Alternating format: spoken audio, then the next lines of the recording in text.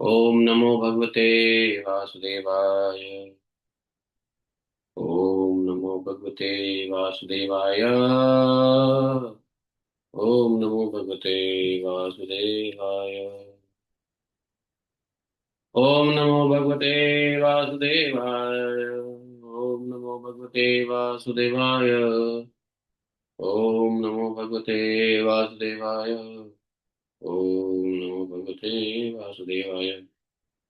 नारायणं नमस्कृत्यं नरं चैव नरोत्तमं देवीं सरस्वतीं व्यासं ततो जयामुदीरयेत्। प्राय स्वभद्रेषु नित्यं भागवत सेवया भगवतोत्तम श्लोके भक्तिः भवति नैष्टिकी।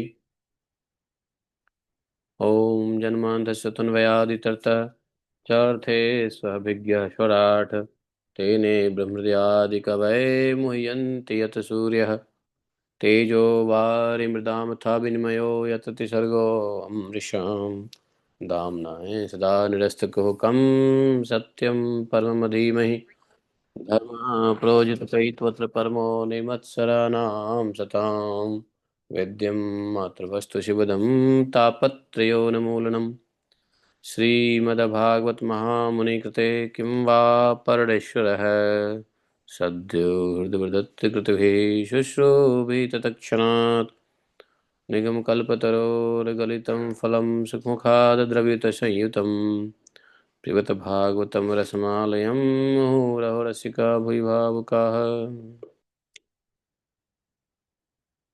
अहं सर्वस्य प्रभवो मत्तः सर्वं प्रवर्तते इति मत्वा भजन्ते मां बुधा भावा समन्विता मच्चित्ता मद्गतप्राणा बोधयन्तः परस्परं कृततस्य मां नित्यं तुष्यन्ति च रमन्ति च तेषां सततयुक्तानां भजतां प्रीतिपूर्वकं ददामि बुद्धियोगन्तं येन मामुयान्ति ते तेषामेवानुकम्पार्थम् अहम् अज्ञानजं तमः नास्यात्मभावस्थो ज्ञानदीपेन भास्वता अहमेवासमेवाग्रे न अन्यत् सत् असत्परं पश्चादमते तस्य यवशिष्येत स्वस्म्यहम् ऋतेऽर्थं यत् प्रतीयेत न प्रतीयेत चात्मनि तद्विद्यादात्मनो माया यथा भाषो यथा तमः यथा महान्ति भूतानि भूतेषु यावचेष्यनो प्रविष्ठान्यन्यप्रविष्ठानि तथा तेषु न तेष्वहम्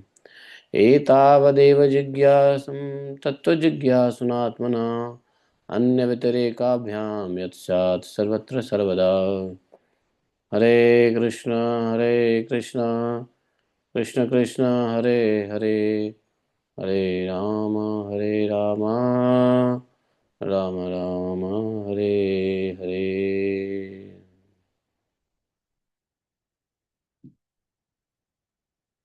हरे कृष्ण कृष्ण कृष्ण हरे हरे हरे राम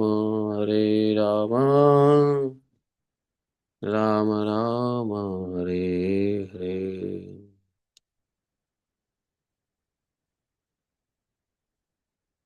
श्री शुकवाच अथ कृष्णः परिवृष्टो वृत्तो अथ कृष्णः परिवृतो ज्ञातिभिमुदितामभिः अनुगीयमानो न विशद ब्रजं गोकुलमण्डितं ब्रजे विक्रीडतोरेवं गोपालच्छद्ममायया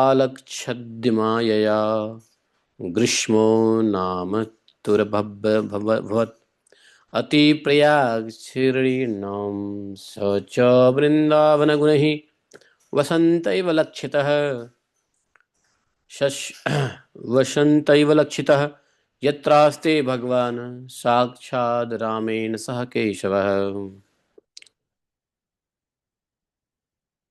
यत्र निर्झरणिः निवृत्तस्वञ्झल्कम् शश्वदक्षैकरजिष्णुं ध्रुवमण्डलमण्डितम् ॐ ज्ञानतिमिरान्धस्य ज्ञानाञ्जनशलाकया चक्षुरुन्मीलितं येन तस्मै श्रीगुरवे नमः।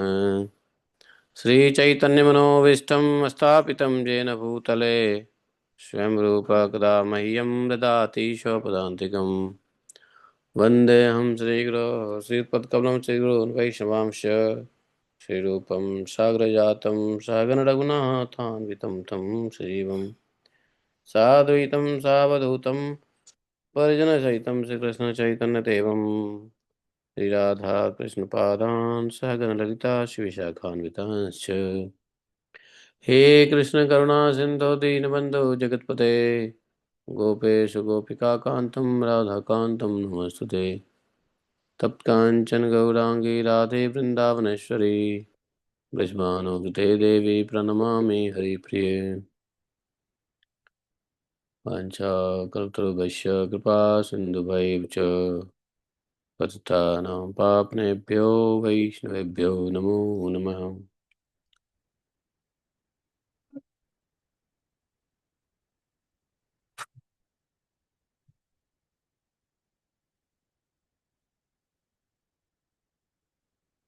तो आज 10वें स्कंद के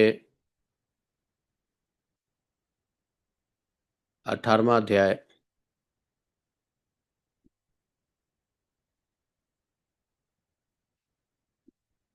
इसमें प्रलंबासुर का उद्धार करते हैं।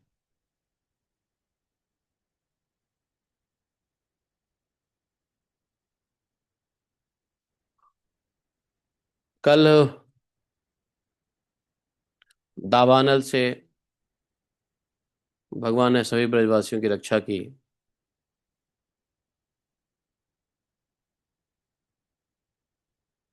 उसके बाद सब भगवान के कीर्तियों का गान करते हुए गोकुल मंडित गोष्ठ में प्रविष्ट किए सब के सब।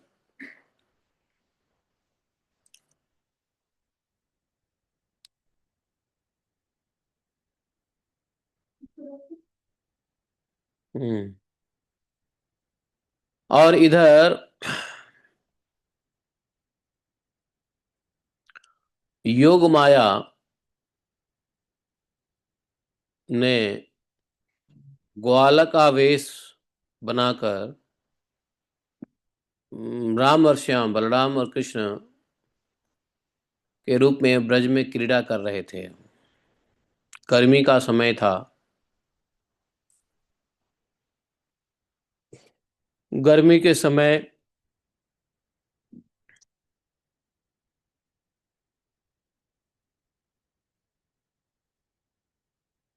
देखो, भागवत में भी लिखा हुआ है, ग्रीष्मो नाम तुरा भगवत भवन अति नाति प्रयाक्ष शरीरिणाम।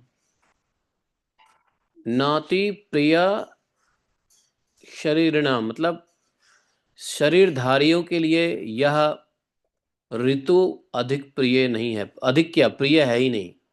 कौन सा ऋतु बोला? ग्रीष्म, ग्रीष्म ऋतु शरीरधारियों को बहुत प्रिय नहीं है।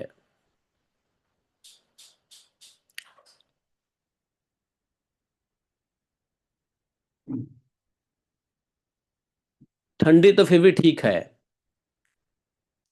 बरसात भी ठीक है, सारे मौसम ठीक है।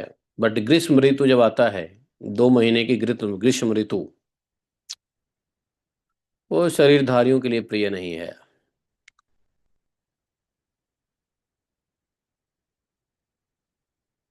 कृष्ण बलराम ब्रज में खेल रहे हैं,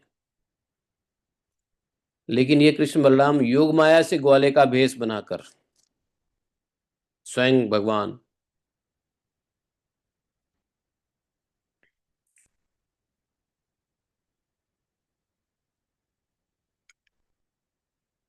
था तो ग्रीष्म ऋतु, लेकिन वृंदावन स्वाभाविक गुणों से वसंत की ही छटा छा रही थी। इतने घने जंगल, वन, उपवन, तो गर्मी उतनी लगती तो है नहीं।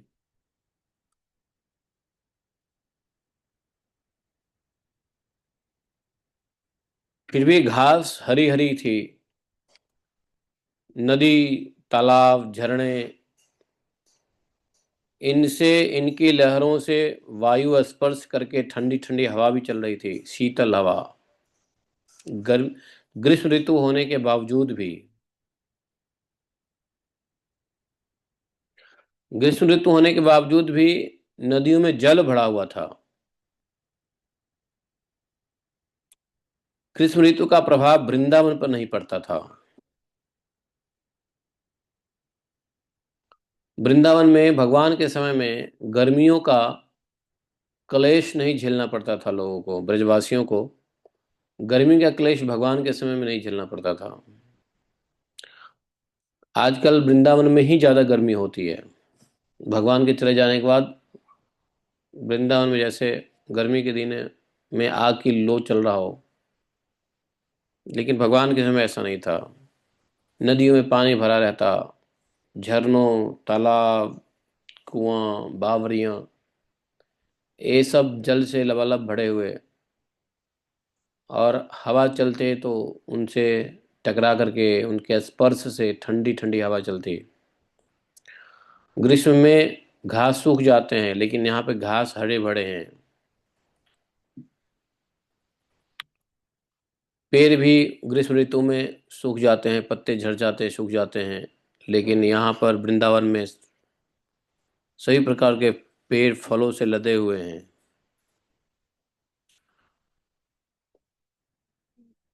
मानव वृंदावन में ग्रीष्म ऋतु होने के बावजूद भी वृंदावन में ग्रीष्म ऋतु पता नहीं चलता।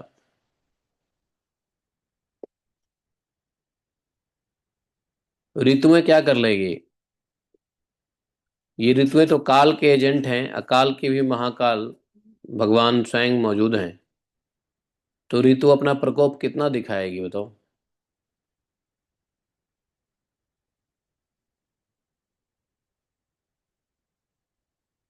और इसने इतने सुंदर वन को देख करके कृष्ण बलराम चल उठते हैं घूमने के लिए, उसमें विहार करने के लिए। और बहाना क्या होता है? गोचारण। गाय को आगे आगे कर दिए, पीछे पीछे स्वयं ग्वाल वालों को लेकर के बांसुरी बजाते हुए वन का आनंद लेते।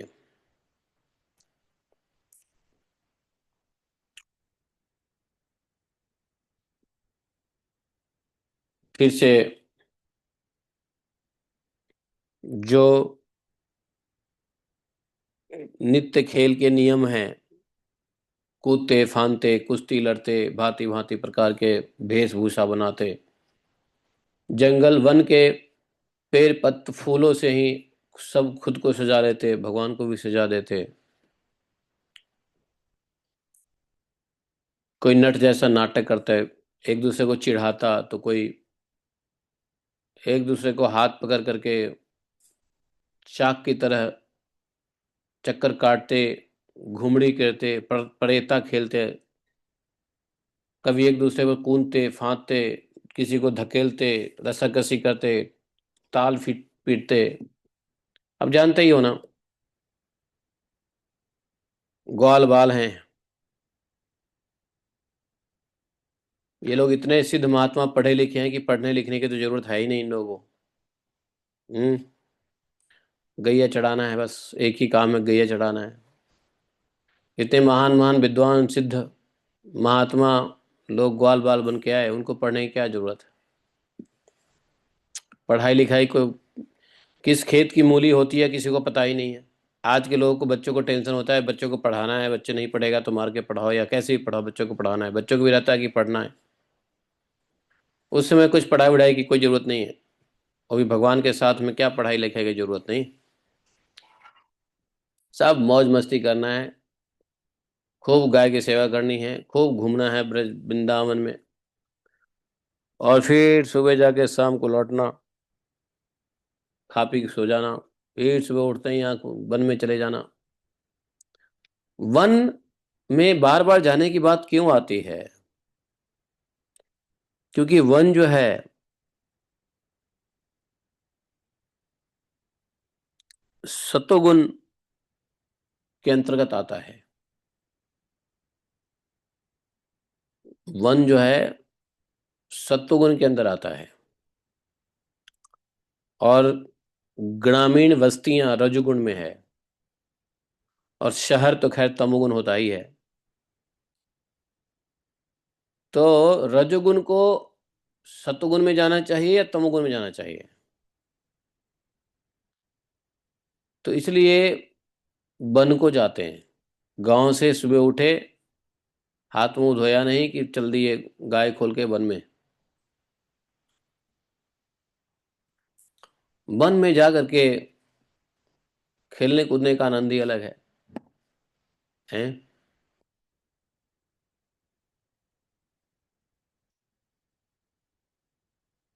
गोपी नहीं, वहाँ ग्वाल बाली नहीं, गोपियां भी, गोप बालिकाएं भी वन में जाती भगवान की लीलाओं का आस्वादन करने के लिए।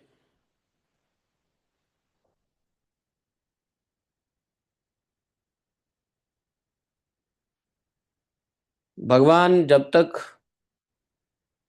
रहे नंदगांव में, छठीकरा से बाद में नंदगांव आ गए थे। नंदगांव में जब तक रहे, नंदगांव क्या, यहाँ मथुरा और कहीं, उसके बाद द्वारका, द्वारका के बाद हस्तिनापुर, इंद्रप्रस्थ, बचपन से लेके अंत समय तक भगवान के ऊपर एक बहुत बड़ा टैग लाइन लगा रहा। और टैग लाइन क्या है? भगवान के ऊपर एक टैग लाइन क्या लगा हुआ रहा? कहीं कोई चोरी होती तो शक किस पे जाता?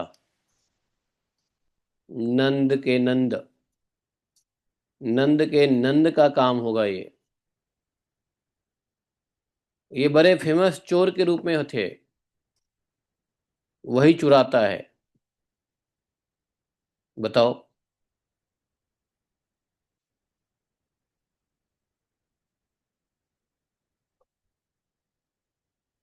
नंदराय जी के पुत्र, नंद महल में रहने वाले,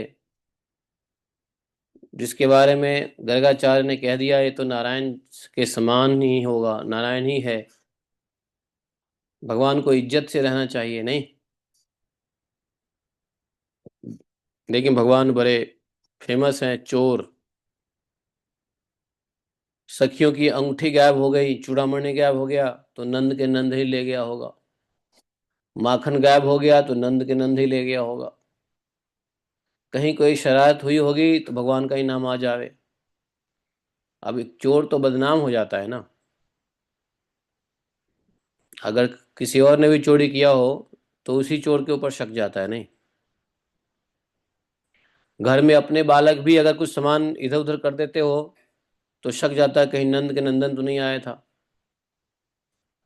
मतलब इतने बदनाम, इतनी बेइज्जती। बताओ।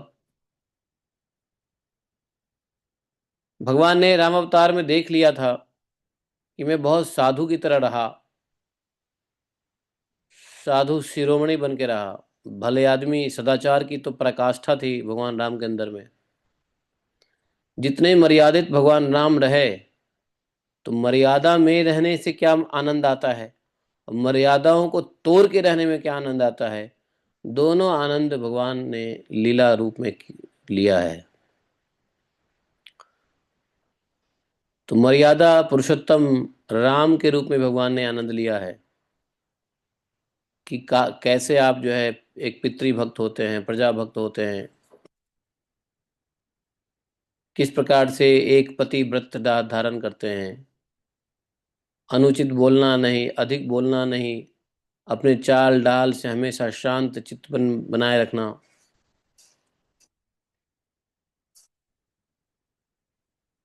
तो भगवान राम का जो कैरेक्टर रहा, जिसमें भगवान राम के रूप में आकर के जो आनंद लिए, वो टोटल 180 डिग्री अपोजिट कृष्ण का रहा। तो आए ही थे कृष्ण के रूप में कि जितने भी हैं अपराधी तत्व के कार्य हैं वो सब करो और आनंद लो कि इसमें कितना आनंद आता है। लेकिन एक बात है, भगवान ने जितने भी आपराधिक तरीके का काम किया है वो सब छोटे 5 साल 11 साल 12 साल से पहले पहले किया है। इसमें भी बड़ा भगवान ने टेक्निक लगा दिया कि ये चोर वोर का काम यदि सियाने में करेंगे तो बहुत लफड़ा हो जाएगा, क्योंकि माया जगत में आए हुए हैं, महामाया से अपना कृष्ण बलराम अपना रूप धारण किए हुए हैं योग माया से। एक तो वैसे ही माया जगत में है, और माया जगत में भी यदि माया जगत का नियम तोड़ेंगे तो सजा भुगतनी पड़ेगी। इसलिए भगवान ने ये जितने भी चोरी और ये सब कार्य किया है सब 12 वर्ष से पहले पहले करके खत्म कर दिए, ताकि 12 वर्ष के बाद अगर कोई कुछ करता है तो उसकी सजा यमराज जी लिख देते हैं। 12 वर्ष तक क्षमा रहती है सजा सजा, 12 वर्ष के बाद की सजा जो है मिलती है। तो ये सारा काम जो है भगवान ने 12 वर्ष से पहले पहले कर लिया।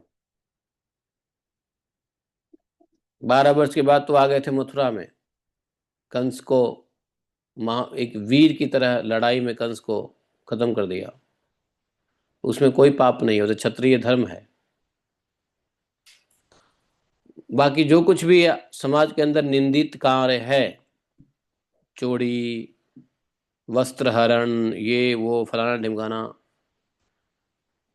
लोगों को परेशान करना, गृहस्थों को परेशान करना, बच्चों को परेशान करना। अच्छा, जानते हो भगवान इतने शरारती थे कि कोई राह चलते बालक है ना उसको भी कान ऐंठ देते थे। कान ऐंठ दिया कस के, वो रोने लगा, ये हंसते हुए चल दिए वहां से।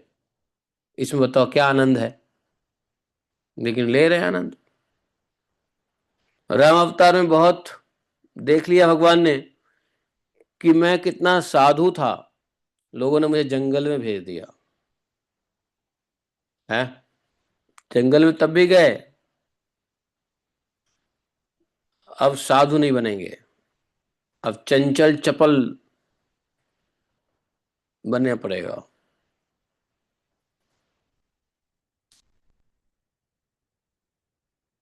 तो दोनों लीलाओं की पराकाष्ठा में जाकर के भगवान अपने ही लीला का आस्वादन कर रहे हैं। साधु के बाद तो वन में वहां भी जाते थे, वन में यहां भी जाना पड़ा।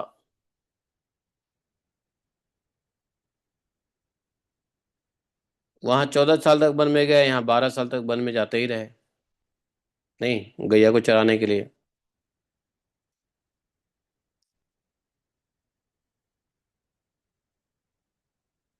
सभी ग्वालपाल के साथ खूब वृंदावन की नदी, पर्वत, घाटी, कुंज, वन, उपवन में खूब खेलते। कोई व्यक्ति इतना कैसे खेल सकता है बताओ, मन उब नहीं जाएगा। आंख खुलते ही वन में जाने की तैयारी, गोधूली के समय वापस आना, मजबूरी में माता लोग टिफिन भेज रही हैं, छाछ भेज रही है, भूखा रहेगा वरना आएगा ही नहीं है। इसी समय वन में ये लोग खेली कूद कर ही रहे थे कि एक राक्षस आया, उसका नाम था प्रलंबासुर। प्रलंबासुर भी अपने आप को एक ग्वाले के भेष में बना लिया, ग्वाला का भेष बनाया। उसकी इच्छा थी कि मैं श्री कृष्ण बलराम को हर के ले जाऊं कैसे भी तो ग्वाले के भेष में आ गया प्रलंबासुर। भगवान तो सब जानते हैं, नजर पड़ी, नजर मिली, कि वो समझ गए ये तो असुर है। असुरों को लगता कि कृष्ण को कुछ पता ही नहीं चलेगा।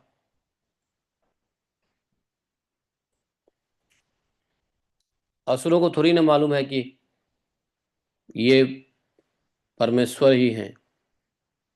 यहाँ जब प्रेम करने वालों को मालूम नहीं है परमेश्वर है, तो असुर को कैसे पता चलेगा परमेश्वर है। योग माया,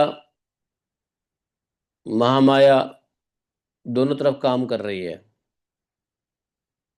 भक्त के ऊपर भी और असुरों के ऊपर भी।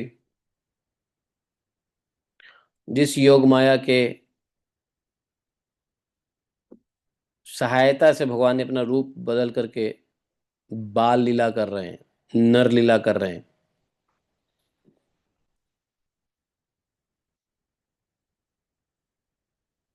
प्रलंबासुर को देखते ही भगवान समझ गए।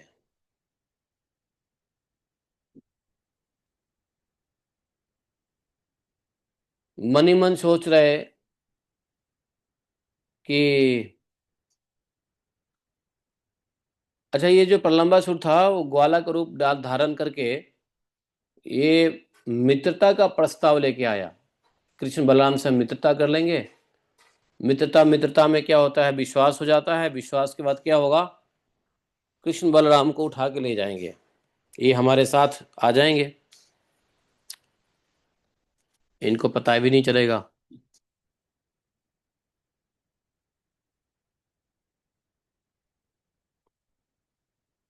भगवान ग्वाल बालों में सबसे बड़े खिलाड़ी और यहाँ तक कि खिलाड़ियों के आचार्य भगवान ही थे।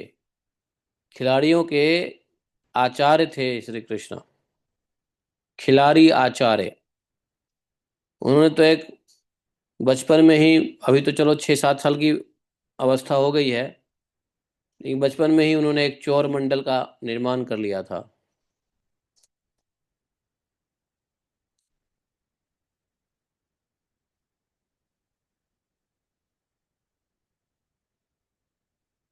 अब खेलने में बात हुई कि चलो कौन किसके दल में रहेगा, तो एक कृष्ण के दल में और एक बलराम जी के दल में, दो दल बन गए, कृष्ण दल, राम दल, श्याम दल। तो बलराम जी के दल में भी कुछ ग्वाले आ गए खेलने के लिए, और कृष्ण के साइड से भी कुछ आ गए। कुछ श्री कृष्ण भगवान के, बाल कृष्ण के साथी बन गए, और कुछ बलराम के। उन लोगों ने तरह तरह से बहुत सारे खेल किए, जैसे कबड्डी वड्डी खेलना, है ना, दो टीम बना करके दौड़ लगाना, एक दूसरे के पकड़ने की होड़ करना। तो उसमें नियम बना कि जो जीतेगा वो हारने वाले दल को घोड़ा बन के पीठ पे लाद के घुमाएगा। ऐसा नियम बना खेल का। इस प्रकार एक दूसरे की पीठ पर चढ़ते चढ़ते चढ़ाते श्री कृष्ण आदि ग्वाल बाल गौएं चराते हुए भांडीर नामक वट के पास पहुंच गए।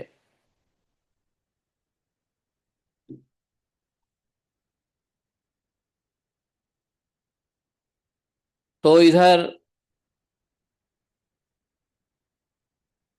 कृष्ण जी का दल हार गया, और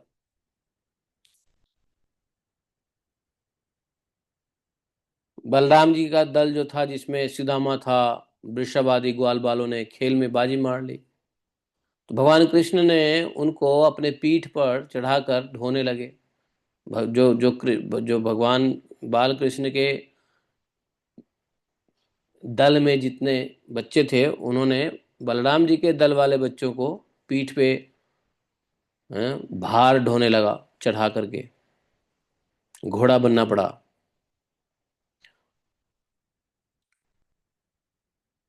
अब भगवान कृष्ण ने सुदामा को पीठ पे चढ़ाया, भद्रसेन ने वृषभ को, प्रलंब ने बलराम जी को चढ़ाया।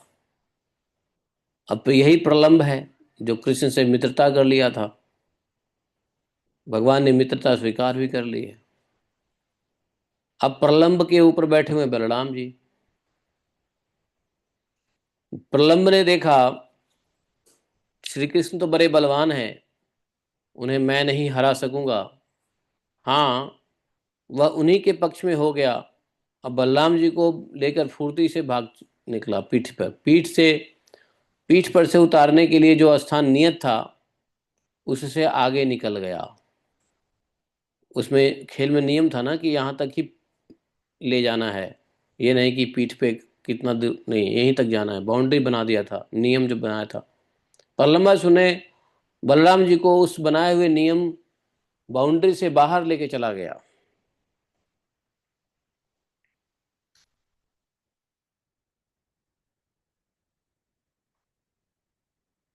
बलराम जी ने क्या किया, अपना वजन बढ़ाना शुरू कर दिया। एक बार कृष्ण ने भी अपने शरीर का वजन बढ़ाया था नहीं, यशोदा मैया के गोद में। इधर बलराम जी प्रलंबासुर के पीठ पर, जो माया से गोपी ग्वाल बन के आया था, ग्वाला बन के आया था। भगवान समझ गए बलराम जी की हमको तो यहीं तक नियम था, लेकिन आगे ले जा रहा है। पता तो था ही ये असुर है, क्या करने वाला है। बलराम जी ने अपने शरीर का वजन खूब बढ़ा लिया। बढ़ाते बढ़ाते बढ़ाते बढ़ाते इतना बोझा कर लिया, इतना भारी कर लिया कि प्रलंबासुर दूर तक नहीं जा सका। उसकी चाल रुक गई। तब उसने अपना स्वाभाविक दैत्य रूप धारण कर लिया। उसके काले शरीर पर सोने के गहने चमक रहे थे, और बलराम जी को धारण करने के कारण उसकी शोभा भी हो रही थी। भगवान बलराम जी कैसे हैं, उजले हैं ना, तो इसलिए गौर सुंदर कहते हैं। और इनको श्याम सुंदर, वो गौर सुंदर। बलराम जी को गौर सुंदर भी कहा जाता है।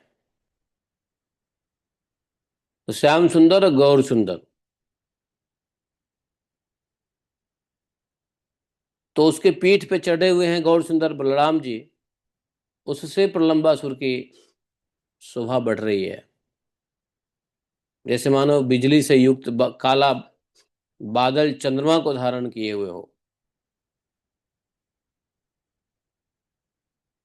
वह अपने स्वरूप में आ गया था। आंखें धधक रही थी, दाढ़ी भौं तक पहुंची हुई बड़ी भयावनी थी प्रलंबासुर के। लाल लाल बाल बिखर रहे थे, जैसे आग की लपटें उड़ रही हो। उसके हाथ और पांव में करे, सिर पर मुकुट और कान में कुंडल थे। उनकी कांति से बड़ा अद्भुत लग रहा था। यह भयानक दैत्य को बड़े वेग से आकाश में जाते देख पहले तो बलराम जी कुछ घबरा से गए,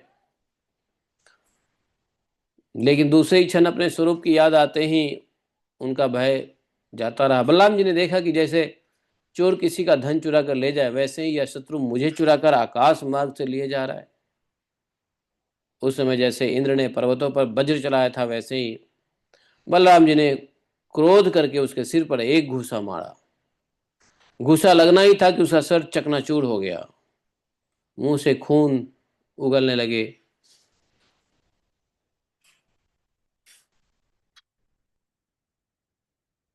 चेतना समाप्त हो गई। बड़ा भयंकर शब्द करता हुआ वह इंद्र के द्वारा वज्र से मारे हुए पर्वत के समान वहीं उसी समय प्राणहीन होकर पृथ्वी पर गिर पड़ा।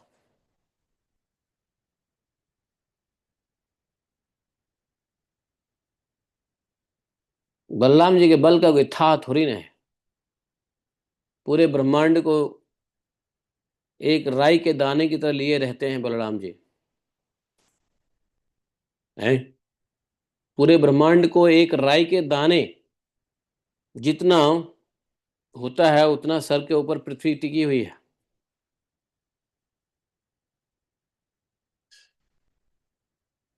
प्रलंबासुर को मारने के बाद सबने वाहवाही किया। ग्वाल वालों ने बड़ा आश्चर्य किया कि आप कैसे पहचान गए, वो असुर था। हमारे बीच असुर भी आ जाता है, रूप बदल करके, भेष बदल करके।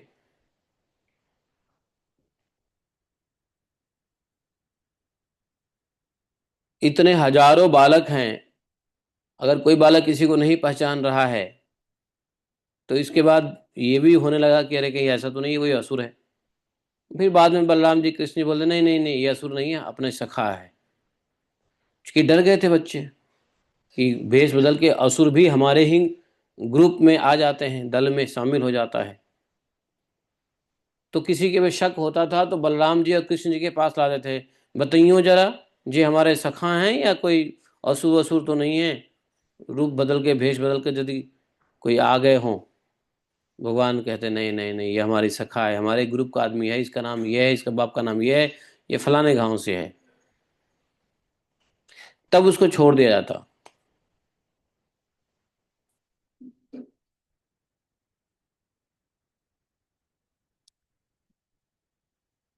प्रलंबासुर मूर्तिमान पाप था। उसकी मृत्यु के बाद देवता प्रसन्न हुए, बलराम जी को साधु साधु कहते हुए फूलों की वर्षा की। अच्छा किया बलराम जी, इस प्रकार कह करके देवता लोग भी प्रसन्नता व्यक्त करने लगे। समझे? कहते हैं क्रीड़ा सक्तेषु गोपेषु तदगावो दुर्चारिणी स्वैरम रचन्त्यो विविशु तृणलोभेन गहवरम गहवरम अजागावो महिषश्च निर्विशन्त्यो वनादवनम् इसी काटविं निर्विशु क्रन्दन्त्यो दावितर्षिताः ते अपश्यन्तः पशून् गोपाः कृष्णरामादयस्तदा जातानुतापा न विदुः चिन्वन्तो गवां गतिम्।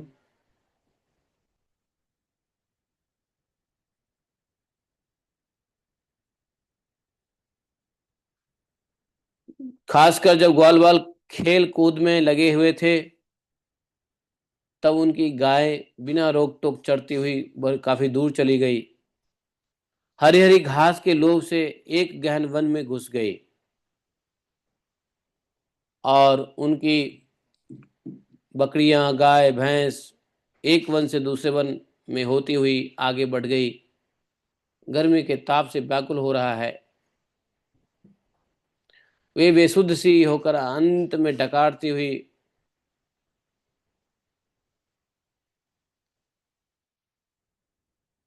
मुंजाटवी के वन में घुस गई। मुंजाटवी जानते हो क्या होता है? वृंदावन में एक वन है जिसका नाम मुंजाटवी वन। वहां पे सिर्फ मुंजाटवी के ही वृक्ष होते हैं। अशोक वन, वेल वन, आम्र वन, ताल वन, पुष्कर वन, मुंजाटवी वन।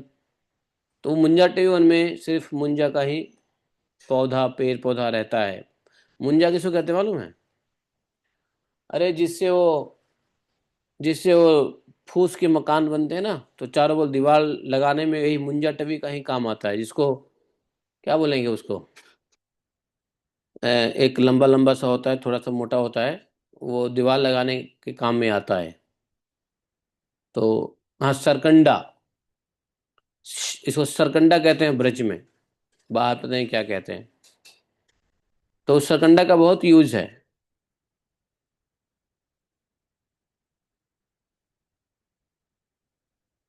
अब भगवान राम श्याम ने देखा कि हमारे गाय का तो कुछ, हमारे पशुओं का तो कुछ पता ही नहीं है। वे इतने मस्त थे खेलने कूदने पे कि पछताने लगे कि हाय, हम लोगों ने इस प्रकार से बेसुध होकर के क्यों खेल खेल आरंभ किया। गाय कहाँ चली गई, सबने खोजबीन किया। खोजबीन करने पर भी गाय का पता नहीं लगा। चारों तरफ गाय ढूंढा लेकिन पता ही नहीं लगा। कभी कभी गाय भाग जाती हैं या दूर चली जाती है। ये लोग खेल रहे थे, गाय अपना चढ़ते चढ़ते चढ़ते चढ़ते कई किलोमीटर आगे चली जाती गाय। गाय वैसे इसलिए भी इम्पोर्टेंट था सभी ग्वाल बालों के लिए कि गाय से ही उनकी जीविका चलती थी। गाय नहीं तो उसकी जीविका नहीं, क्योंकि गाय होंगे, सेवा करवाएंगे, सेवा को मौका मिलेगा।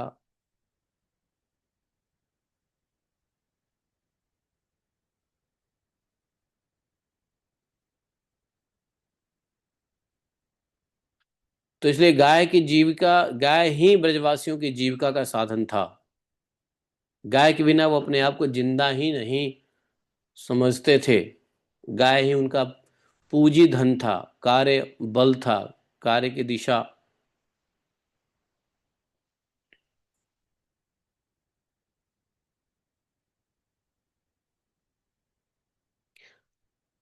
गाय के खूर का निशान देखते हुए, और गाय जब चरती है ना तो घास के जो ऊपर के फुनगी तने होते हैं ना, वो काट लेती है। तो गाय तो घास, कटे हुए घास और गाय के खुर के निशान को देखते देखते थोड़ा आगे बढ़े, और उन्होंने अंत में देखा कि उनकी गाय मुंजाटवी के रास्ते भूलकर डर चली गई है। जो रास्ता था ना वो पद चिन्ह कह लो, गो पद चिन्ह, वो मुंजाटवी वन की ओर जा रहा था। वो सब मुंजाटवी वन थोड़ा सा भयंकर जंगल जैसा रहता है। मुंजाटवी में अगर जाओगे ना तो अगर उसका एक ही पत्ता लग गया स्किन पे तो कट जाता है।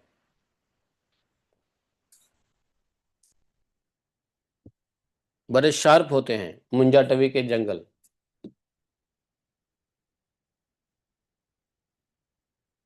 भगवान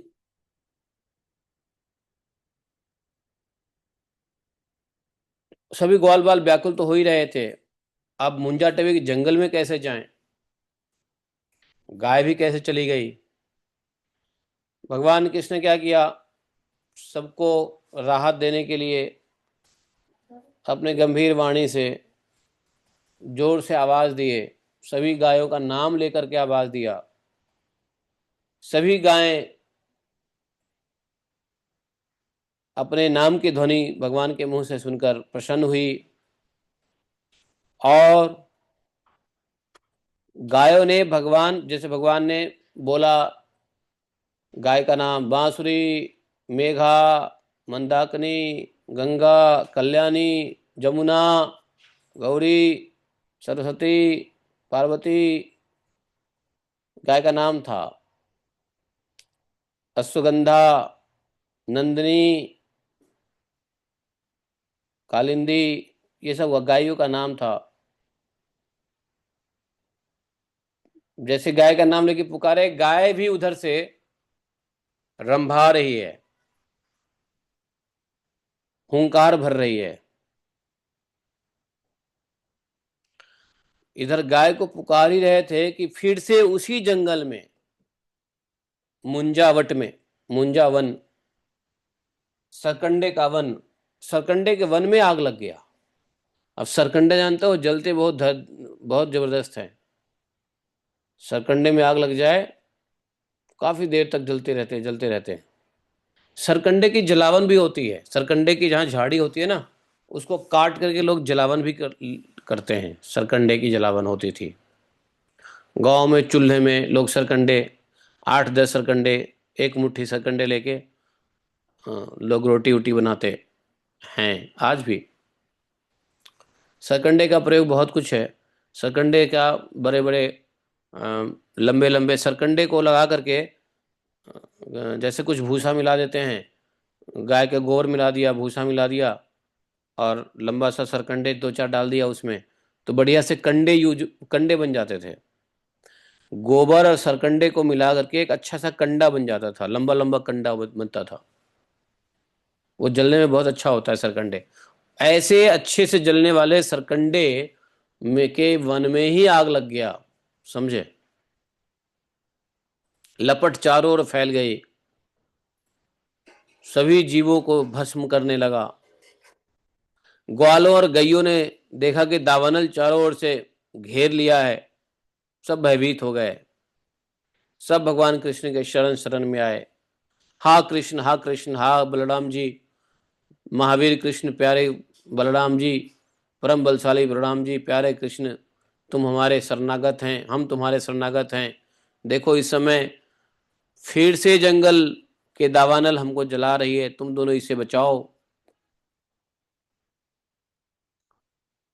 सबने, किसी ने भगवान को कहा, कृष्ण, जिनके तुम ही भाई बंधु और सब कुछ हो, उन्हें तो किसी प्रकार का कष्ट नहीं होना चाहिए ना। सब धर्मों का ज्ञाता भगवान श्याम सुंदर, तुम हमारे एकमात्र रक्षक एवं स्वामी हो। हमें केवल तुम्हारा ही भरोसा है और किसी का भरोसा नहीं। तुम ही हमको बचा सकते हो। सभी ग्वाल वालों की बड़ी दीनहीन वचन सुन करके भगवान ने कहा, डरो मत, तुम सब अपनी आंखें बंद कर लो। फिर से आंख बंद करने की बात कही। भगवान की आज्ञा सुनकर उन ग्वाल वालों ने, बहुत अच्छा, ठीक है, अपनी आंखें बंद कर ली, मरता क्या नहीं करता। तब भगवान कृष्ण ने वहां भी अपने मुंह से सभी अग्नि को पी लिया और इस प्रकार उन्हें इस घोर संकट से बचा लिया। जब ग्वाल वालों ने अपनी आंखें खोली, तब अपने को कहाँ पाया? आंख बंद किया था तो कहाँ थे? मुंजाट वन में। आंख खोला तो देखा कि सबके सब पहुंच गए हैं भांडीर वट के पास। अपने आप को दावानल से बचा हुआ देख करके ग्वाल बाल बहुत विस्मित हुआ, आश्चर्य हुए। श्री कृष्ण के इस योग सिद्धि तथा योग माया के प्रभाव को एवं दावानल से अपनी रक्षा को देखकर उन्होंने यही समझा कि कृष्ण कोई साधारण नहीं है, कोई देवता ही है।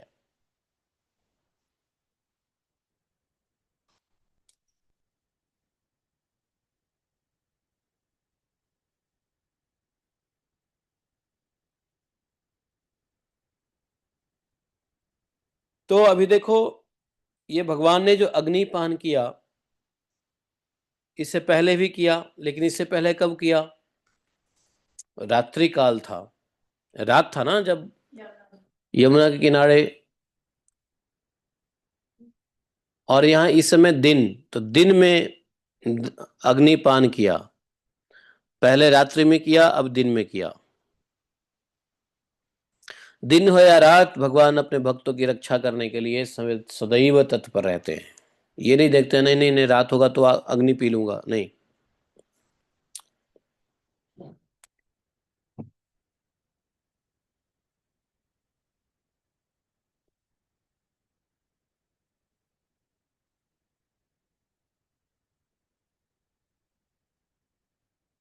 बड़े बड़े बूढ़े गोप और गोपियां भी। हाँ, तो सबने क्या समझा कि हो ना हो, ये कृष्ण कोई देवता ही है, कोई साधारण भैया बालक तो है नहीं। सबने आश्चर्य किया।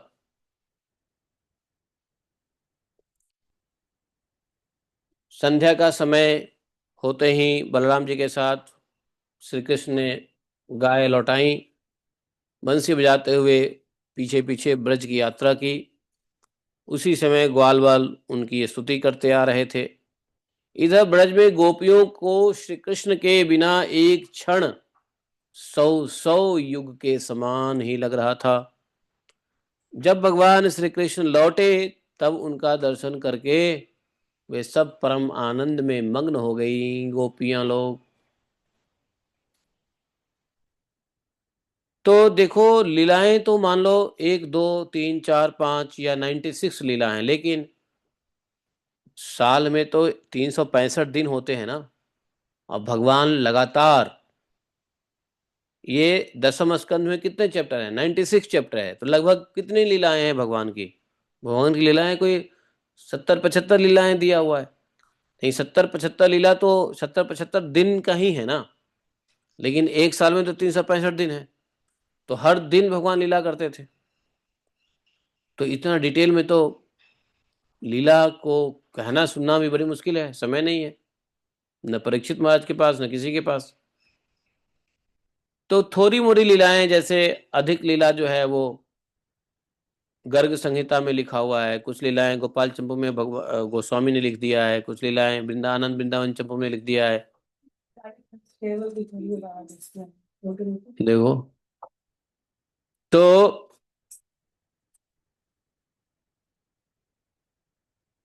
हाँ, चला लो पहले। हाँ, एक लाइट जला लो ताकि पता चले स्टेबिलिटी। वो आया था, अभी अभी आया था, किया होगा। तो अब बताओ, भगवान ने पौगंड लीला किया, बाल लीला, पौगंड लीला, पौगंड लीला के बाद कौमार में आ गए। कौमार के बाद कभी भगवान बड़े होते ही नहीं, है ना। युवा, भगवान कभी युवा नहीं होते, कौमार ही रहते बस। 18 वर्ष से आगे बढ़ते ही नहीं। तो पौगंड लीला में भी, बाल लीला में भी तो 365 दिन है। तो 365 गुने कितने हो गए,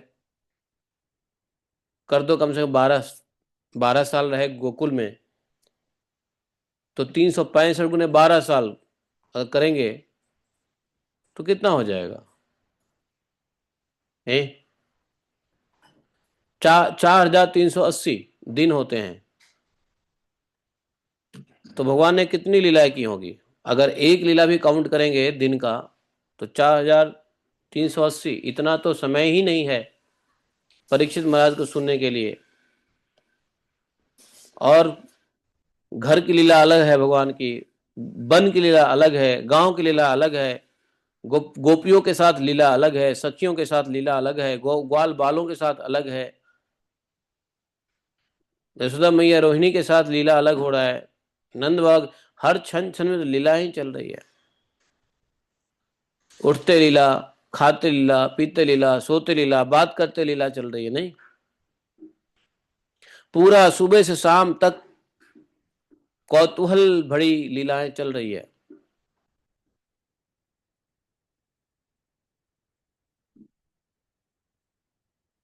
हम्म।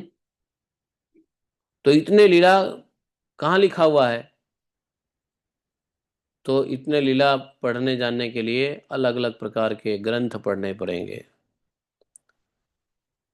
जो भगवान की लीलाओं का श्रवण प्रेमी बन जाता है, वो फिर अन्य ग्रंथ, अन्य आचार्यों के द्वारा बताए गए लीलाओं का आस्वादन करता है। कुछ लीलाएं तो देखो, सूरदास जी ने अपने आंख से नहीं देखे, लेकिन बंद आंखों से ही सूरदास जी ने बहुत सारी लीलाएं भगवान की देख ली, जो उन्होंने अपने पद में लिख दिया।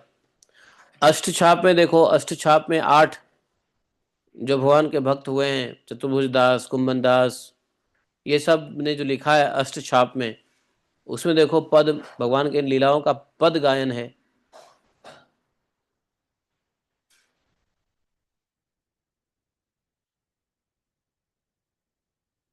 तो लीलाएं तो बहुत है, लेकिन कुछ मुख्य लीलाओं का वर्णन यहाँ पे किया गया है 10वें स्कंध में।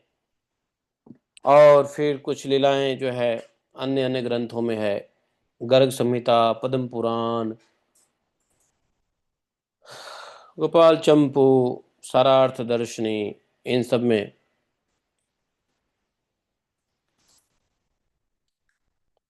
बहुत सारी लीलाएं हैं।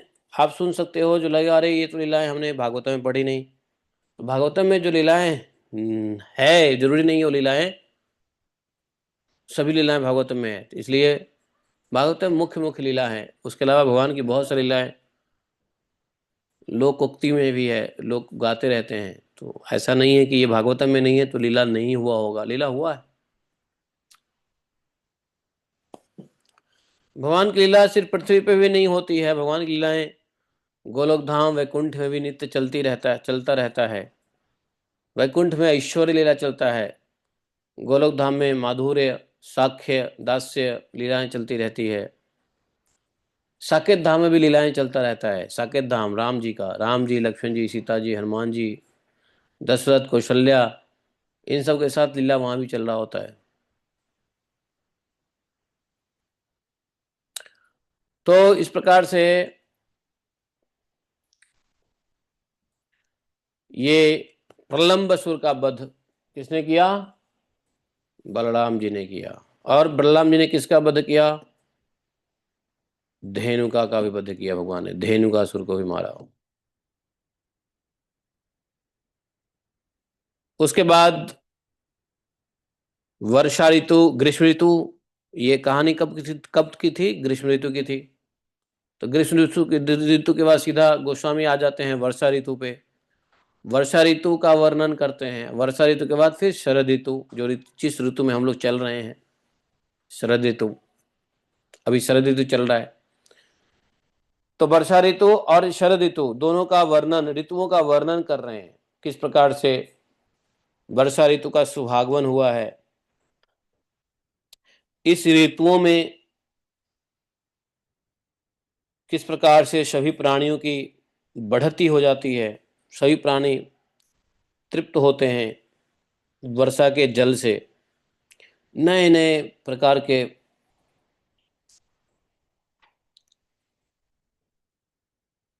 जीव उत्पन्न होते हैं नहीं वर्षा ऋतु में, कीड़े मकोड़े, पतंगे, कीड़े।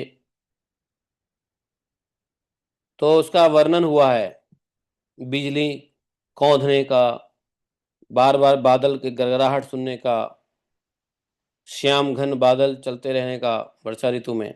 कभी सूर्य श्याम घन बादलों से ढक जाते, कभी चंद्रमा तारे सब ढके रहते। आकाश ऐसा लगता है जैसे ब्रह्म स्वरूप होने पर भी गुणों से ढक जाने पर जीव की होती है। जीव है ब्रह्म स्वरूप, लेकिन गुणों से ढक जाने पे क्या होता है, वही हाल होता है जैसे सूर्य चंद्रमा बादलों से ढक जाए। तो यहाँ पे बड़ा अच्छा बताया है कि अस्पष्ट ज्योतिराच्छन्नम ब्रह्म एव सगुणम बभौ। जीव है ब्रह्म स्वरूप, लेकिन गुणों से ढका हुआ होता है। गुणों से ढक गया तो जीव है, लेकिन वैसे ब्रह्म स्वरूप है। इससे आकाश की ऐसी शोभा हो रही है मानो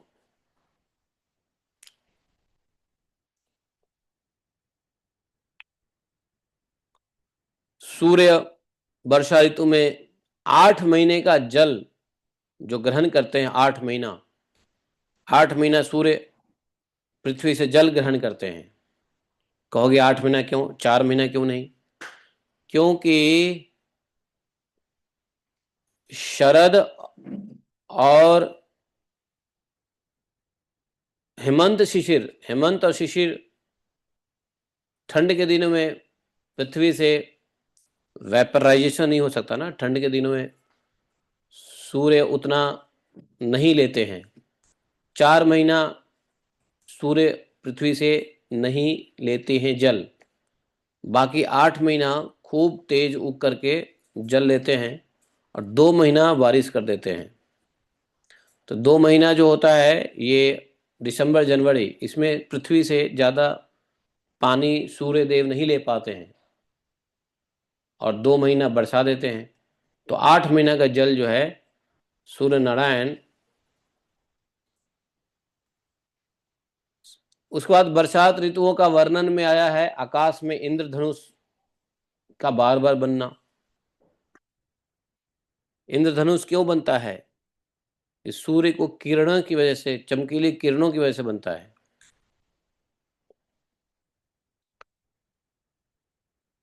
जेठ आषाढ़ की गर्मी से जो पृथ्वी सूख रही थी, वर्षा उसको सींच कर फिर से हरी भरी कर रही है।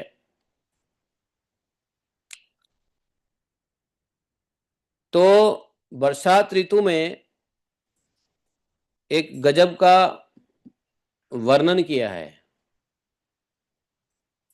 ऐसा होता है कैसे, जैसे, तो यहां पर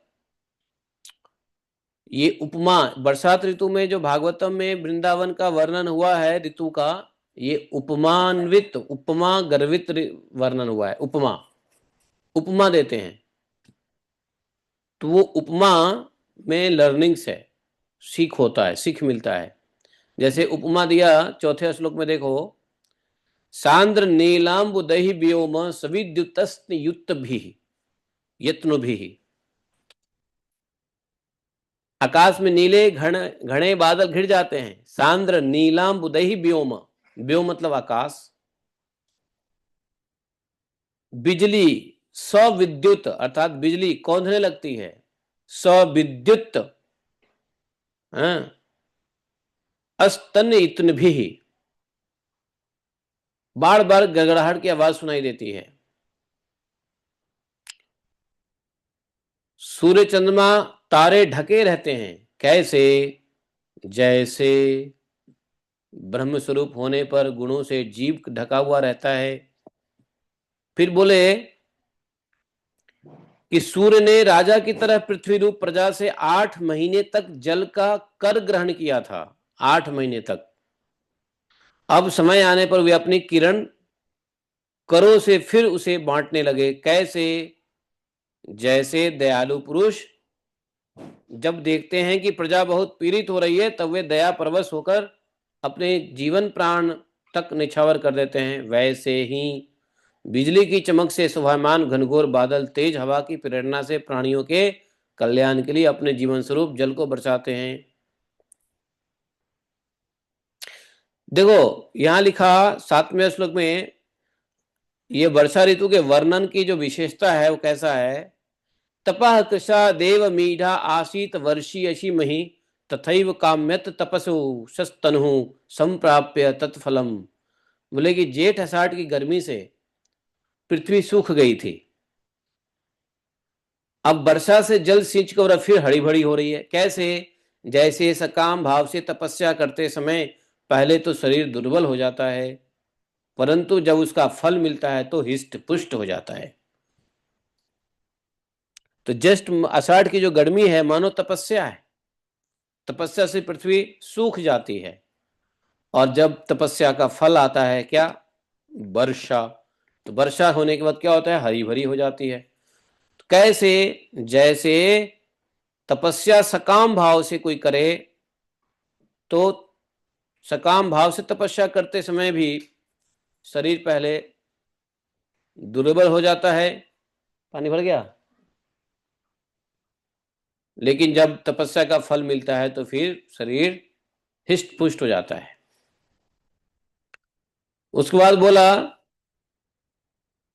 कि निशा मुखेषु खद्योत तमसा भांति नग्रह यथा पापेन पाखंडा न ही विदा क्लव युगो। यथा, यहां पे फिर से आ गए यथा।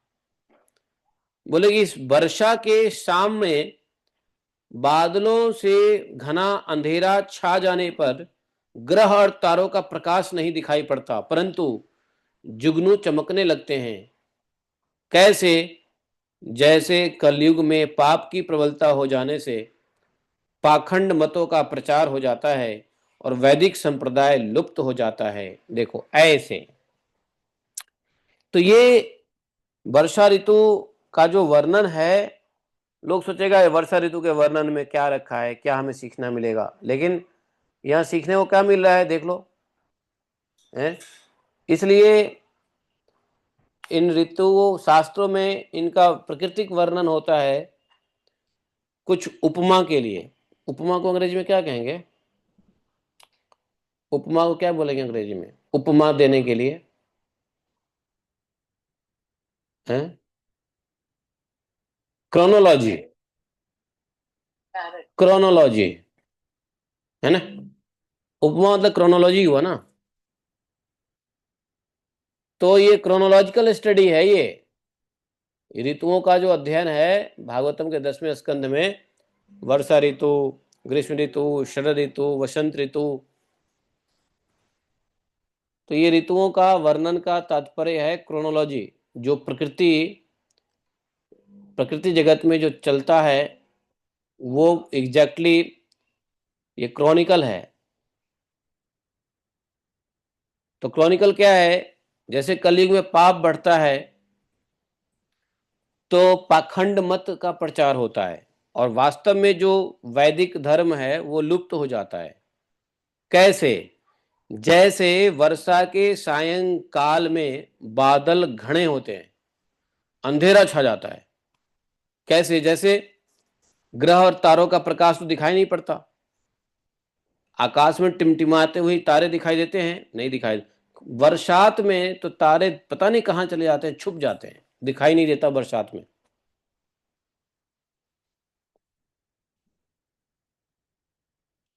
घना घना अंधेरा छा जाता है।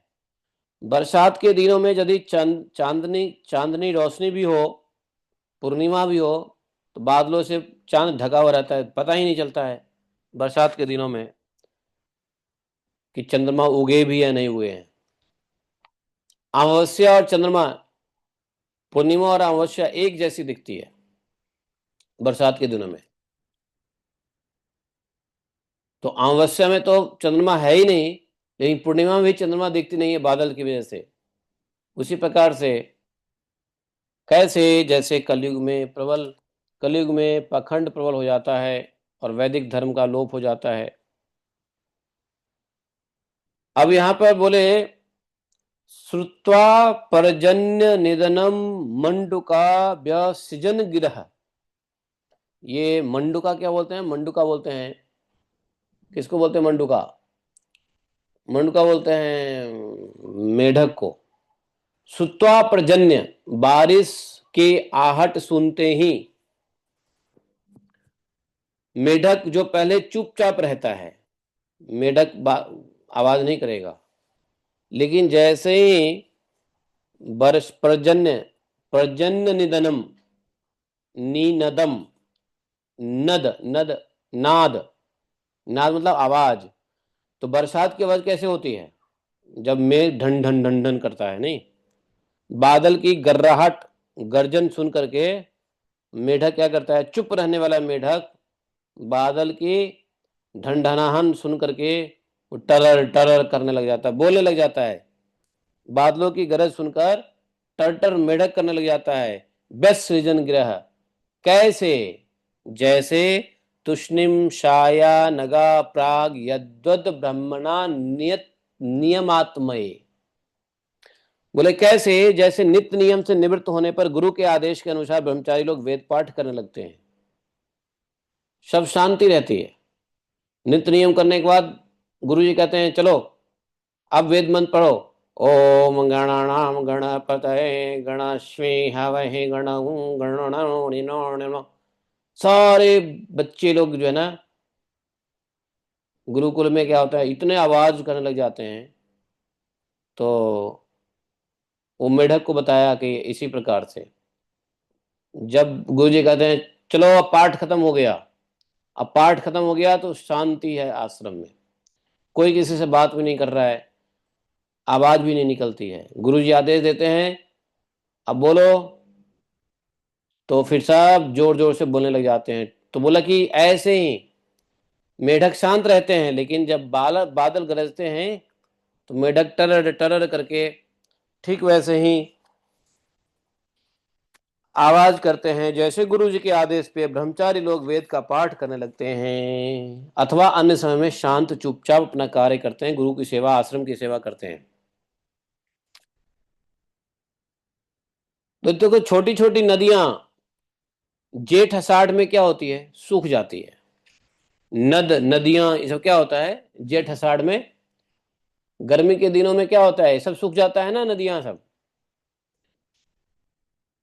बिल्कुल सूख गई। अब क्या हुआ? बारिश जब आता है तो क्या आता है? अब उमर घुमर कर अपने घेरे से बाहर बहने लगती है। जो नदी सूख करके छोटी हो जाती है, संकीर्ण हो जाती है, चौड़ी नदी जब गर्मी में देखोगे पानी थोड़ा सा बच जाता है। अब वही नदी बरसात के दिनों में क्या होता है? अपनी किनारों का जो सीमा है उसको लांग के ओवरफ्लो होने लग जाती है। बोले कैसे? जैसे पुंसो यथा स्वतंत्रस्य देह द्रविण संपद, जैसे अजितेंद्रिय पुरुष के शरीर और धन संपत्तियों का कुमार्ग में उपयोग होने लगता है। जो लोग अजितेंद्रिय हैं, जिनकी इंद्रियों पे नियंत्रण नहीं है, उनकी धन और संपत्ति कैसे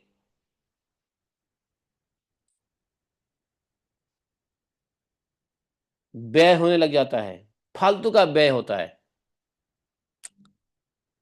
जिन लोगों की इंद्रियें अनियंत्रित रहती है उनकी संपत्ति नाश हो जाता है, समझे?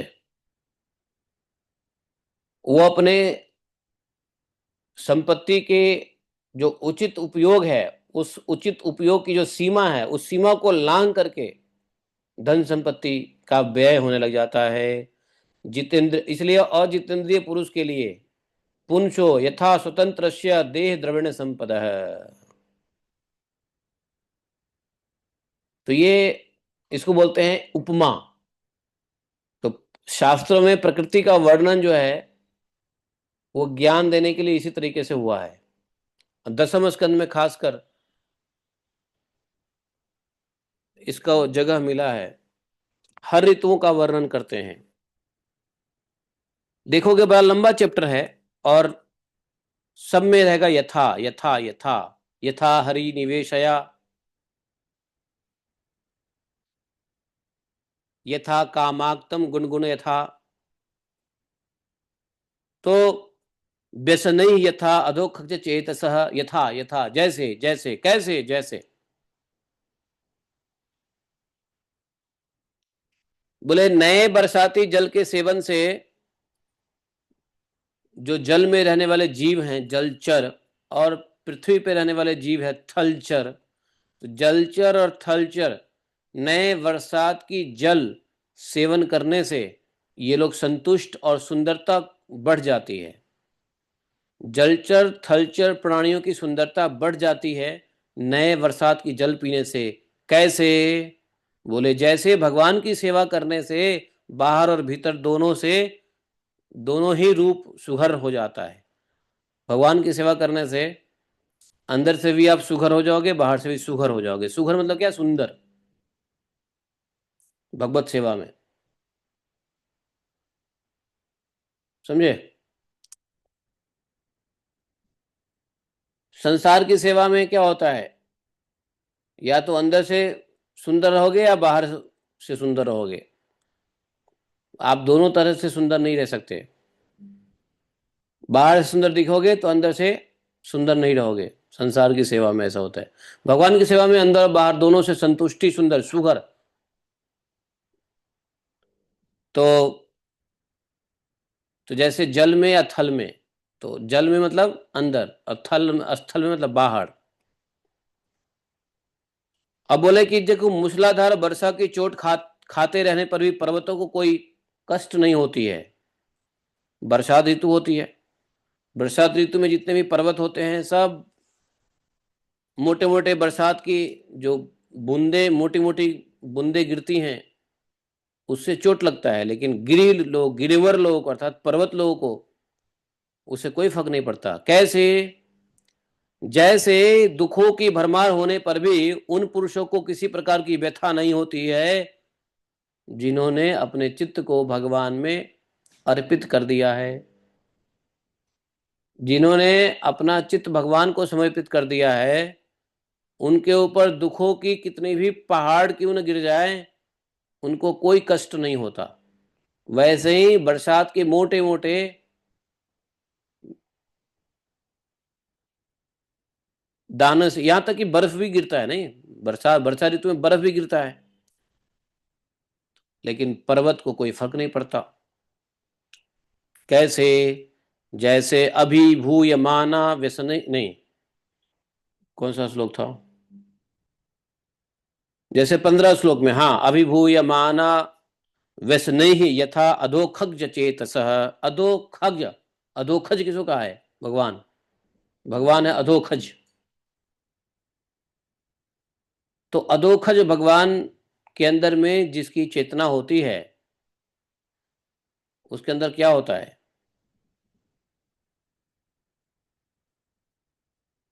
संसार के कितने भी दुख हों, संसार के दुख उसको परेशान नहीं करता है। अगर संसार के दुख हमें कष्ट पहुंचा रहा है, इसका मतलब है कि हमारी चेतना भगवान में नहीं है। संसार में बहुत सारी चीज चलती रहती है। आज लाइट नहीं तो आज पानी नहीं, आज पत्नी से लड़ाई तो कल बेटे से लड़ाई, कल बाप से लड़ाई। नहीं, कभी पैसा होने के बावजूद भी समस्या, कभी पैसा नहीं होने से समस्या। संसार की समस्या चलती रहती है, पैसा हो या ना हो, रिश्ते, पत्नी अच्छी हो या बुरी हो, बाप अच्छा हो या बुरा हो, बेटा कमाने वाला हो या नहीं कमाने वाला हो, संसार में किसी भी तरीके से सुख नहीं है, कष्ट तो मिलेगा ही मिलेगा।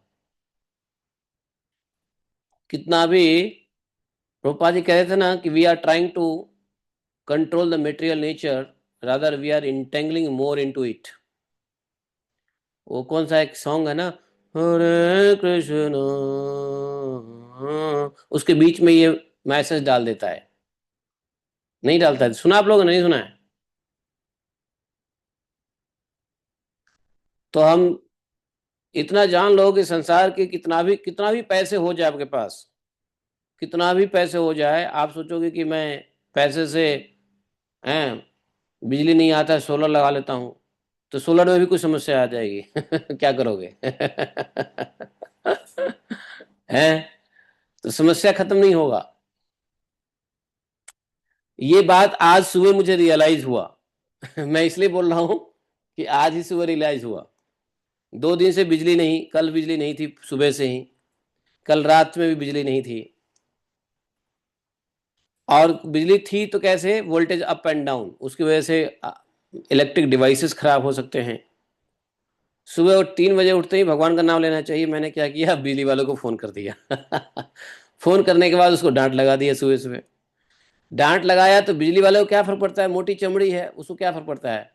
उल्टा हमारी मन खराब हो गया कि उसको डांट दिया, लेकिन उल्टा हम ही हमें लगा यार बेकार, हमने बिजली ना आए जाए भाड़ में जाए। तो ये संसार में समस्याएं खत्म नहीं होगी, समझे? कितना भी कुछ भी कर लो, प्रभुपाद जी से याद, प्रभुपाद जी को वो वर्ड ऑफ वक्त याद आया मेरे को। कितना भी इंटेंगल हो जाओ मटेरियल नेचर में, आप कोई सुखी रहने नहीं देगा। पैसे नहीं है तो उस समय की समस्या अलग होती है, पैसे हो जाते हैं फिर भी समस्या अलग हो जाती है। इसलिए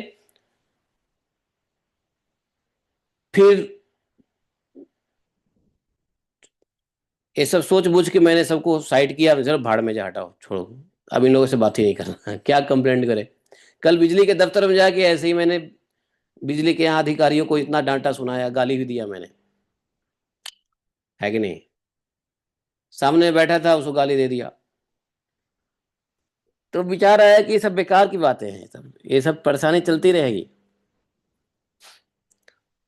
गाली गाली सुनकर उसके ऑफिस में उसके सामने में उसको गाली दे दिया, वो बैठ के सुन रहा है दफ्तर वाला, क्योंकि गलती उसकी थी। हमने सारे प्रिंट ले गए थे और सब दिखा दिया, देखो ये यहाँ यहाँ गलती है। वो चुपचाप मान लिया बेचारा। मैंने कहा कि अब बताओ तुम लोग पागल हो या नहीं हो? कहता है महाराज जी हो जाता, क्या करे, चलो कोई बात नहीं, हो गया ना, अब चलो अपना काम भजन करो। अब वो मुझे कह रहा है भजन करो, चलता रहता है। बताओ। तो ये समस्या कभी खत्म नहीं होगी, इसलिए जहां तक हो सके अपने शरीर बुद्धि से ही काम लेना चाहिए। तो ये समस्या क्यों होती है? अब इसको क्या होगा, लोग आदमी टेंशन ले ले, दिमाग में डाल ले और खिंच जाए, परेशान हो जाए, क्या फायदा है? छोड़ देना चाहिए। तो यहां लिखा हुआ है कि अभिभूयमाना, ये समस्या तब होता है जब चित्त संसार में लगा हो। नहीं तो जिसका जिसका चित्त अधोखज चेतसः, भगवान की चेतना में जिसकी लगी हुई है,